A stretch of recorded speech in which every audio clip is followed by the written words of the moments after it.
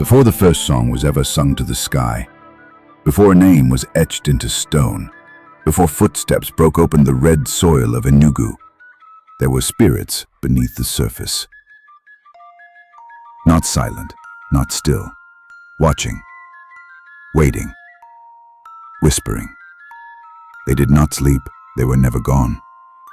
In the land of Isi Uzo, in the quiet town of Umualor, and the surrounding hills of Mbuamon, these spirits still move, veiled behind river currents and carved into the sacred masks of the forest. This is not myth, this is memory, and memory, when spoken with reverence, becomes fire. There is a goddess whose name cannot be erased, Ijogwu. She does not scream like thunder or flash like lightning. She flows. She waits beneath the river's surface with her eyes wide open, cradling secrets older than language. Her waters are sacred, her presence feared and adored. In Umualor, she is not just a deity, she is a force. Her power is tied to the lives of the people, who must approach her with ritual, sacrifice, and awe. For she does not answer to the unclean or the unready. And those who enter her domain without knowing her name do so at their peril. But the water is not alone. When the dry season deepens and the wind tastes of ash and silence, another spirit walks. Odo, the ancestral masquerade, returns from the realm beyond to awaken the living and remind them of who they are. Every 2 years in sacred procession, the Odo walks among the people, masked, magnificent, terrible, divine. Children are sent indoors. The uninitiated must not look, for when the ancestors arrive, the world bends to their rhythm. This is a story of 2 powers, one in water, one in wood and spirit. One feminine, hidden and deep, one masculine, loud, and marching with drums. Both are sacred, both are feared, and both are calling again. What is the price of forgetting them? What happens when we no longer pour libation, when the drums fall silent, when the river goddess is unnamed and the masquerade unwelcomed? This story is not just about the past.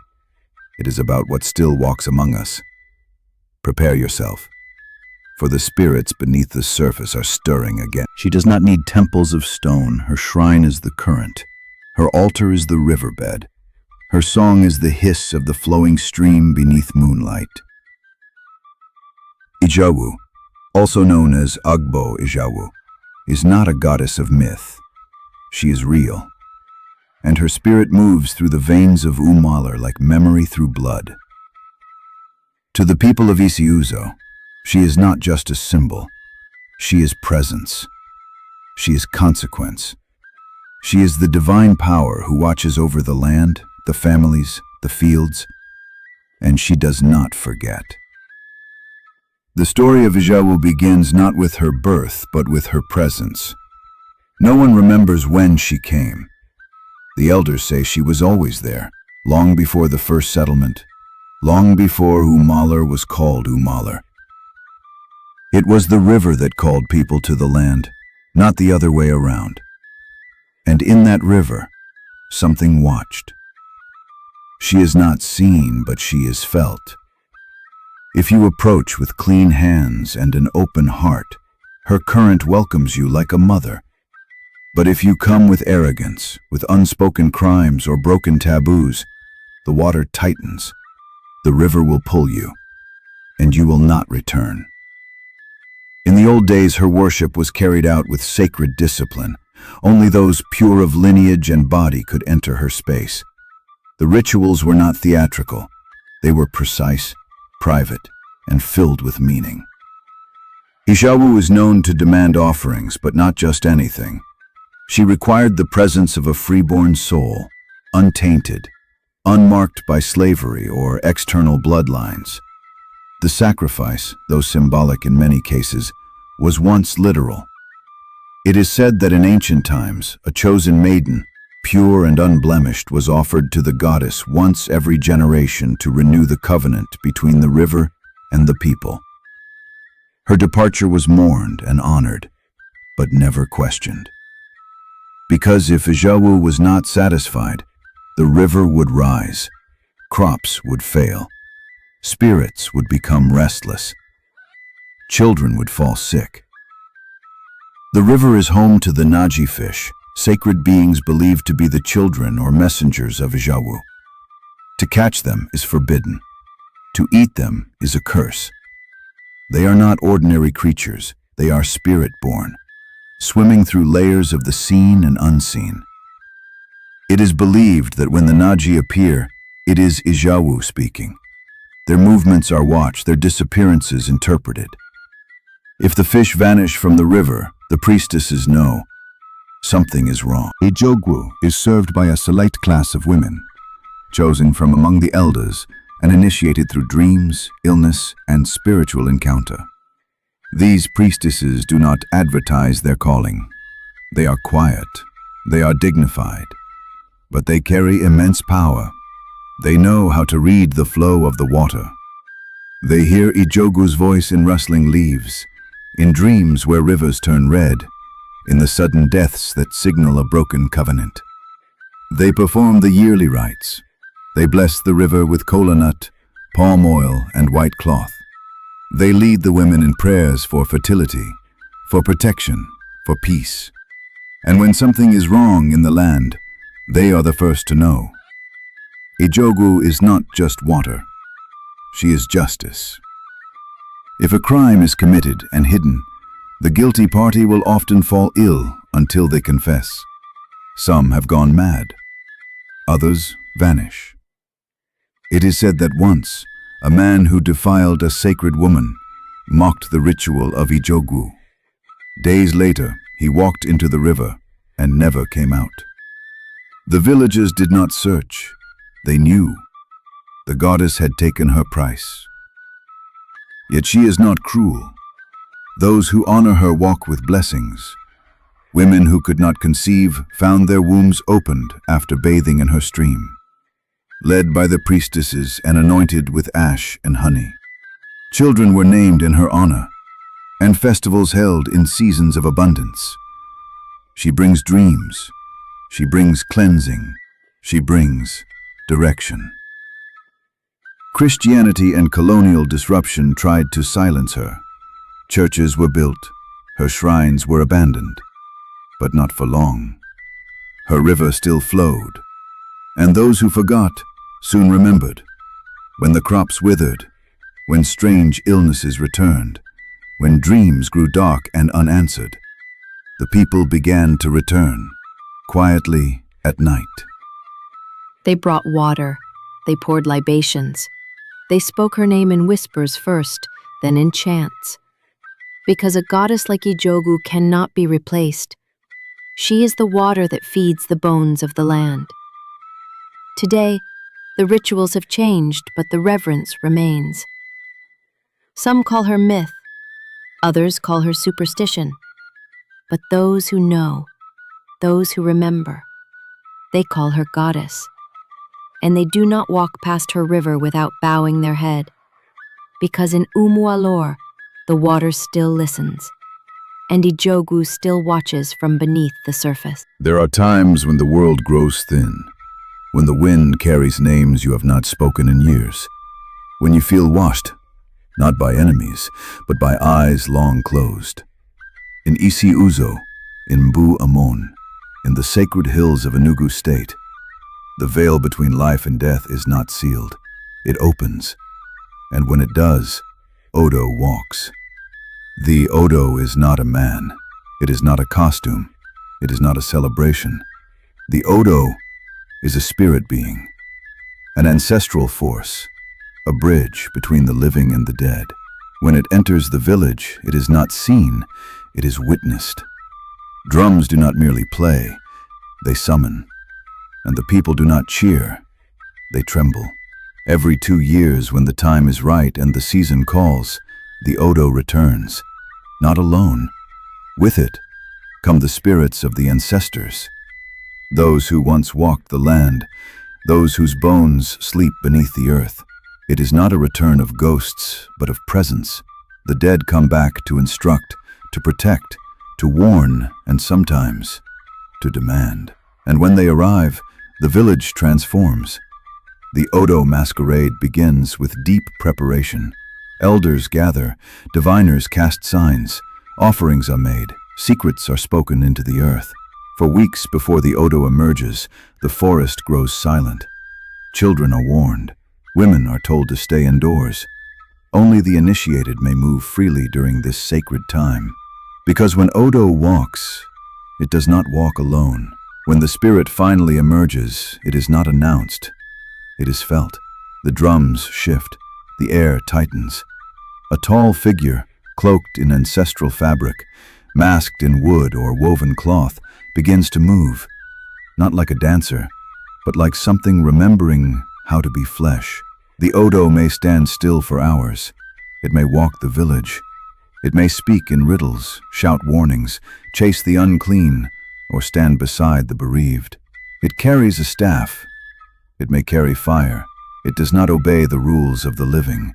Each village has its own Odo. Some are terrifying. Some are silent. Some are known to laugh like thunder. But they all share one truth. They are not human while the spirit is inside them. The bearer of the Odo is sworn to secrecy. No one must know who wears the mask. Because it is not a man who walks. It is the ancestor itself. For 2 weeks, or sometimes longer, the village lives under the gaze of the Odo. It teaches. It punishes. It sings. It visits homes. It demands offerings. It presides over disputes, and then, just as suddenly, it vanishes. But it does not leave quietly. Before it departs, there is ritual. The Odo speaks, sometimes through a human voice, sometimes through movement. Its words are sacred. They may be blessings. They may be prophecy. And then it returns to the forest. The masks are removed in secret. The clothes are buried or preserved. And the spirit goes back. This is not theater. This is not play. This is spiritual law. And those who violate it, who mock the Odo or defy its rules, often pay dearly. There are stories. A man who entered the forest during Odo's night walk and was never seen again. A boy who tried to uncover the Odo's face and fell into madness. These are not myths. They are memories, spoken with trembling respect. But for those who honor the Odo, blessings flow. The ancestors speak clearly. Disputes resolve. Crops flourish. Death pauses. Because the Odo is not just a spirit, it is ancestral power made visible. Over the years, colonial influence and modernity tried to quiet the Odo. Missionaries called it demonic. Governments called it backward. Schools tried to erase it. But still, every 2 years, the drums return. And still the forests stir. Because spirit does not retire. It remembers. And so do the people. Today, in Imbu Aman and across Isi Uzo, the Odo masquerade is not only a tradition, it is a survival.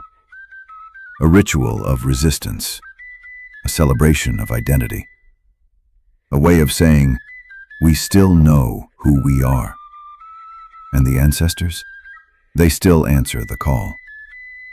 When the Odo walks, the village holds its breath. Because for a brief moment, the world is whole again. The dead are not gone. The living are not alone. And time folds into itself. That is the power of the Odo. It is not just a masquerade. It is a return. Ijogwu flows, Odo returns, and between their movements lies a truth more ancient than any empire, that time is not a straight line. It is a circle, and in that circle, death does not end life, it completes it. In the world of the ancestors, there is no goodbye. The spirits do not leave. They transform. They change shape. They shift into water, wind, tree, mask. And when they must speak again, they return. Ijogwu returns as the rising river. Odo returns as masked memory. Both are the same current, moving in opposite forms. The goddess who watches from below, the spirit who walks above. Together, they teach that the line between life and death is not a wall, it is a doorway. Ijogwu, the river, carries away the old and returns it as new. You bathe in her waters not just to cleanse, but to release your fears, your curses, your forgotten prayers. She takes them, holds them, reshapes them. She is not static, she is movement, and in that movement, she carries both the past and the future. The elders say that when the water rises unexpectedly, it is not just rain, it is a message. It is memory trying to speak. Odo, too, does not simply perform, he awakens. His return is not entertainment, it is a ritual map. The Odo Masquerade is time folded. The ancestors step into the present not to haunt, but to remind that death is not the end, that your lineage walks behind you always, that you are not just a body, you are a continuation. Together, Ijogwu and Odo mark the two halves of sacred balance. One is feminine, hidden, silent, holding depth. The other is masculine, loud, public, enforcing memory. One moves beneath your feet, the other walks before your eyes. But both serve the same law. Nothing in this world exists alone. Balance is not peace, it is tension held in harmony. If you forget Ijogwu, the water turns against you. If you dishonor Odo, the spirits withdraw, and the land falls silent, not with rest, but with loss.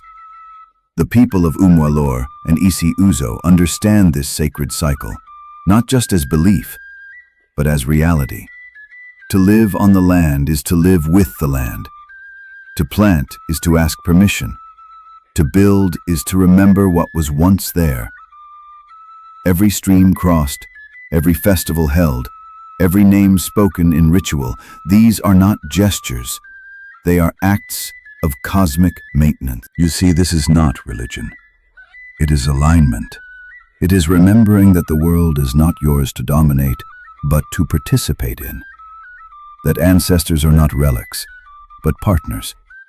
That gods are not there to be feared alone, but to be honored, fed, and included. And when you live like that, things shift. Rain returns. Children sleep in peace. Dreams come clearly. Disputes are settled not with war, but with sacrifice and word. The dead speak. The water cools. The spirits bless. And the land breathes again. This is the lesson beneath the masks and beneath the waves. Ijogwu teaches us that power flows where there is respect. Odo teaches us that legacy lives when it is remembered. Together they whisper, "Do not break the circle." Because when that circle holds, life is more than survival. It becomes sacred. They came with crosses and uniforms, with pens and rifles. They called the drums demonic. They called the river cursed. They stood on the land unfamiliar with its heartbeat and declared the sacred backward. To them, the Odo was a mask of madness. To them, Ijogwu was just water. But they did not understand. You do not silence a spirit by refusing to name it. The first clash was not with guns, it was with words. Missionaries arrived in Isi Uzo with Bibles in disdain. They looked upon the Odo Masquerade and saw devils. They pointed at Ijogwu's stream and declared it unclean. The rituals were banned. The masquerades were mocked. Children were told that their ancestors were evil, that the gods of their land were lies. But Odo was not a thing to be dismissed. He walked still, even when the colonial officers passed decrees, even when churches were built on sacred groves. Even when the masquerade was driven into hiding, it never vanished. The elders adapted. The Odo walked at night. The rituals were performed in secret. And when the spirit spoke, It did so through dreams, through accidents, through mysterious illnesses that no missionary could cure. The colonialists feared what they could not control. They saw that the people still obeyed the masquerade more than their own laws, and so they intensified their efforts. They bribed chiefs, arrested diviners, burned shrines. But Odo is not made of wood. He is made of ancestral memory, and memory cannot be buried. Ijogwu too was targeted. The British officers laughed at the idea that a goddess lived in a river. They built roads that diverted her stream. They forbade the sacrifices. They labeled the Naji fish protected species, not because they understood, but because they thought themselves civilizers. But Ijogwu is patient. She does not rage like Sango. She waits, and in her waiting, she teaches. When the river dried unexpectedly, no engineer could explain it. When children fell ill and returned only after ritual bathing, the mothers remembered. When rains failed after the priestesses were driven away, the people began to ask, "What did we forget?" The missionaries did not know they were not fighting superstition. They were fighting a system of balance, a living cosmology where ancestors, nature, and humans coexisted. When they tried to replace Odo with hymns, they offered heaven, but could not explain why the forest grew silent. When they outlawed the Ijogwu rites, they promised clean water, but could not explain the sudden sicknesses that followed. Still, the resistance was not in violence. It was in remembrance. The women kept the chants hidden in their cooking songs. The men passed the stories in whispers after palm wine. The children who went to missionary schools still gathered at night to listen to grandmothers tell tales of Odo's dance and Ijogwu's judgment. The spirits were never erased. They were carried. Even in the diaspora, the memory of these gods traveled. The Odo transformed into ancestral festivals in the Caribbean.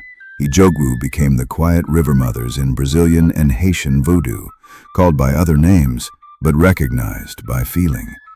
Spirit does not ask for passport or approval. It only asks to be remembered. In time, the churches grew full, but so did the dreams.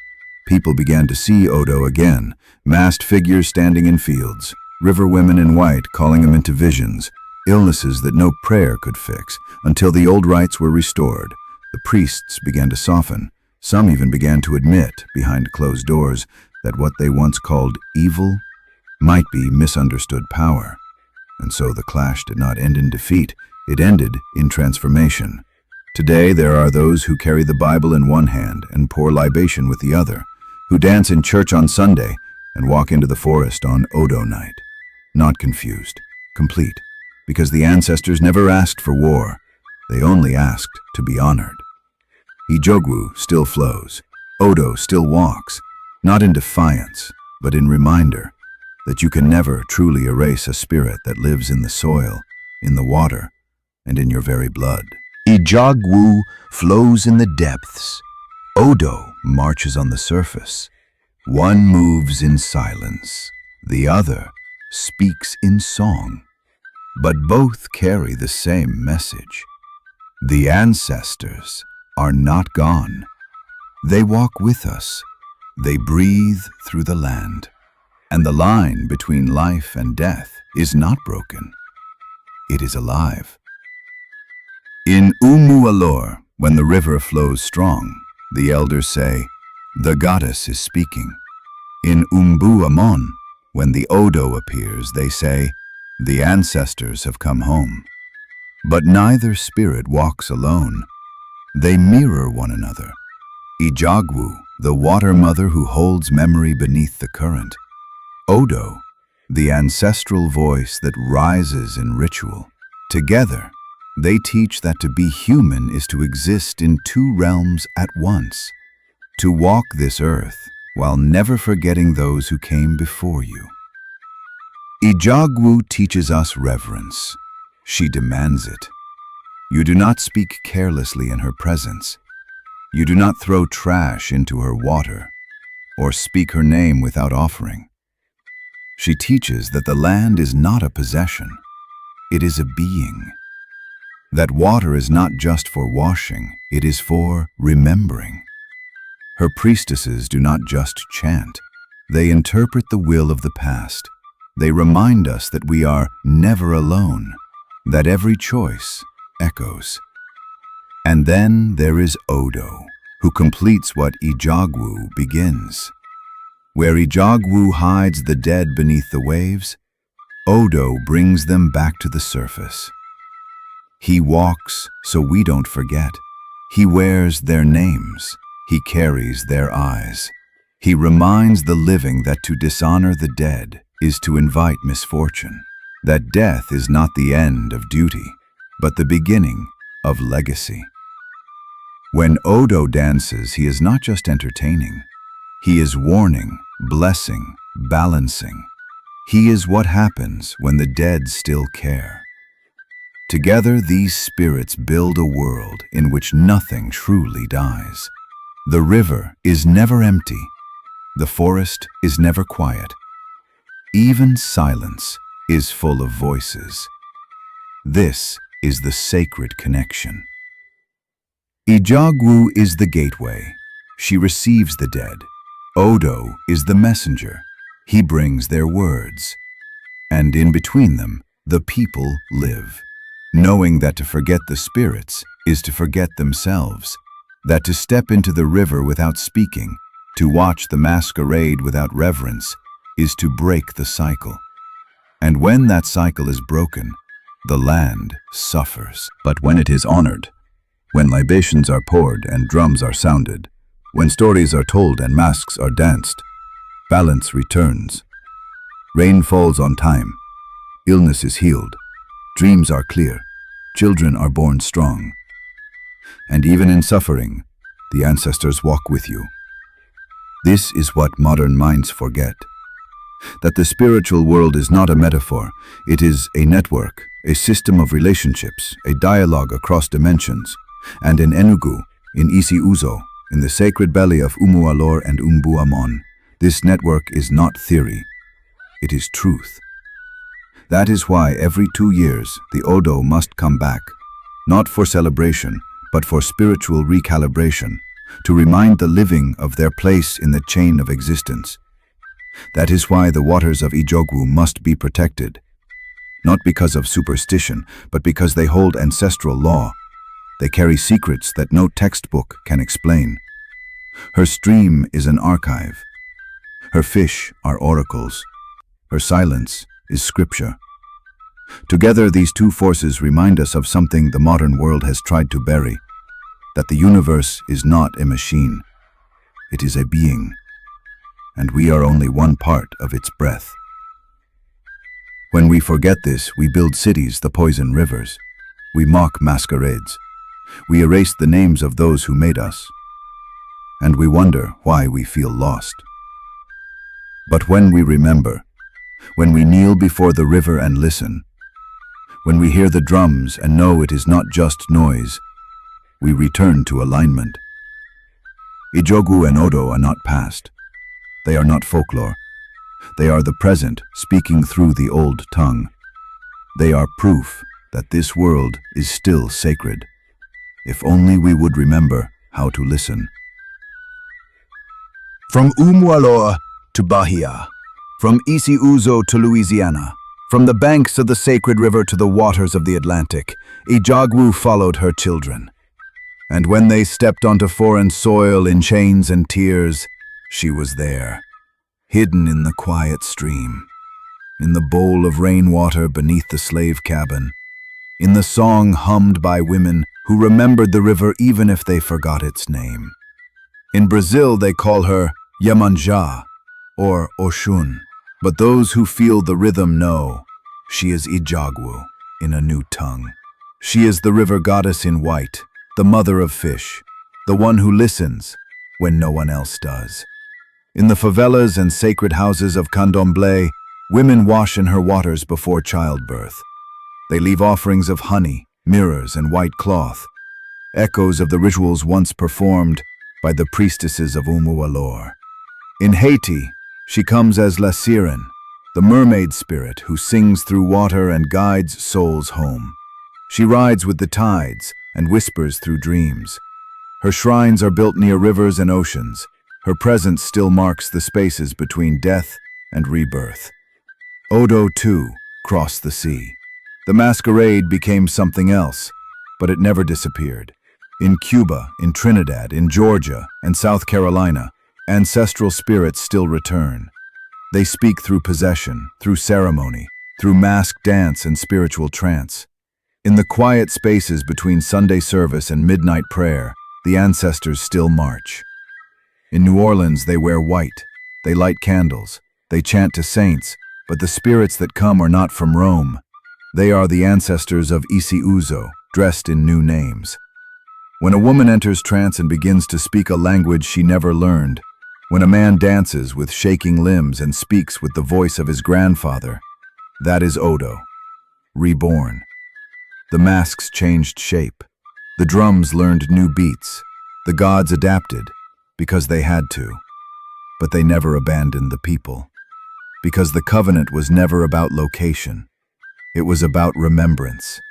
You see, the diaspora is not just a people scattered, it is a people carrying fire, ancestral flame hidden beneath the ashes of slavery, colonization, conversion, and that flame still burns. In the Caribbean, the festivals of the ancestors mirror the Odo cycle. There is a time to mourn, a time to prepare, a time when the spirits return, and a time to release them again, with dance and tears. In places where Igbo names are no longer spoken, the energy remains. Because energy cannot die, it can only transform. Ijogwu lives in every black child who prays over water before drinking. She lives in every mother who teaches her daughter to fear rivers with respect. She lives in every healer who places a bowl beneath the moon and stirs herbs with a whisper. Odo walks in every street procession where the dead are honored with music. He breathes in the preacher who suddenly changes tone and begins to channel something ancient. He walks in the grandmother's voice when she says, "They are still with us. I can feel them in the room." This is the miracle of the gods. They evolve, but they never forget who they are. And now, in this generation, the remembering has begun again. Young people are dreaming of rivers. They are sketching masks they've never seen before. They are waking up speaking names that haven't been spoken in 200 years. This is not coincidence. This is the call of the ancestors. Ijogwu is returning. Odo is marching once more. Not just in Enugu, not just in Ijogwu, but in London, in Atlanta, in Accra, in Kingston, in Johannesburg, in Bahia. The diaspora still remembers, not with perfect language, not with perfect rituals, but with spirit. And that is enough to open the door again, because the gods are patient. They do not need us to be perfect. They only need us to remember. Even now, as you sit, as you breathe, as you watch or listen, there is movement. Beneath your skin, in the corners of your dreams, behind the silence of the night wind, the spirits still speak. Ijogwu still stirs in the water. She does not need temples or chants to exist. All she needs is memory. All she needs is a single voice whispering her name in truth. She lives in the rivers that snake behind forgotten villages, in the sacred fish that still swim untouched by nets. She is in the rain that comes when no one expected it. She is in the peace that follows honest ritual. She is the feeling that rushes over you when you pour water and say, "For those who came before me." Odo still walks. His mask is not only wood now, it is every face that remembers. His footsteps echo in the marching bands of the Black South, in the ceremonies of the Caribbean, in the night processions of Nigeria. His presence fills the space between mourning and healing, between saying goodbye and knowing it is never final. Odo is the ancestor returned, the unbroken breath, the keeper of the lineage, the fire that walks. Together, they are not just two gods, They are a system, a sacred rhythm, water and drum, silence and chant. They are not calling for fame, not asking for followers. They are simply waiting for remembrance. If you listen closely, they will speak. If you pour water with respect, they will bless. If you ask with humility, they will answer. Because this story is not a myth, it is a mirror. You are not just watching a documentary, you are being called to remember that the river is not ordinary, that the mask is not decoration, that the ancestors are not gone, that the land is still speaking, and the gods are still awake. So the question is not, are they real? The question is, are you ready to see, to remember, to honor? When next you pass the river, greet her. When next you hear the drum, don't look away. When your dream brings a masked figure standing at your door, don't run. Don't fear. Ask what it came to teach you. Because the spirits beneath the surface are not sleeping. They are speaking, still, and they are waiting for you.